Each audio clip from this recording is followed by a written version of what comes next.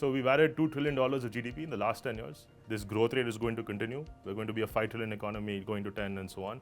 So there's a lot to do in India, from consumer brands, consumer internet, fintech, payments, to now manufacturing, defense, building new competencies, IP, innovation, quantum computing, data centers. So I think the role of technology in India as we become that 10 trillion economy is going to be much more deeply embedded.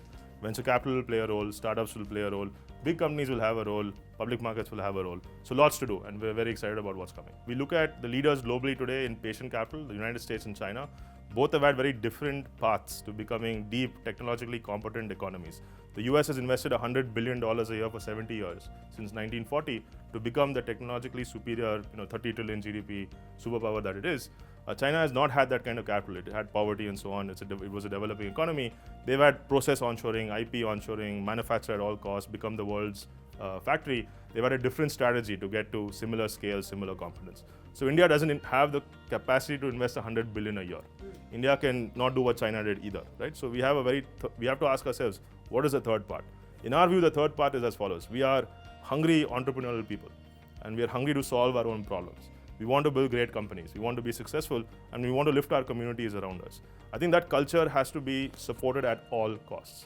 So we think three ingredients have to change. One is government has to give more grants, more R&D capital to universities, to public R&D, to PSUs.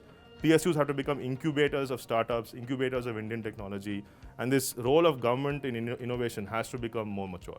Second, I think once you give incentives to risk capital to invest in indigenous R&D, like the United States has, like China has, like even the UK has announced recently, you see a lot more of national interest and profitability becoming aligned as one common economic capsule. And when you make that happen, you'll see magic happen. And lastly, I think the Indian government as a customer is a very new phenomenon. It used to be that only PSUs would have other PSUs as customers. But today, private companies can have PSUs in the government as a customer. If that evolves, if that matures, if that grows, and it will, you'll see suddenly this big ecosystem that's flourishing with local state support, local capital. Family offices will come, institutions will come, VCs will come. The whole ecosystem can become 10x bigger over the next 10 years.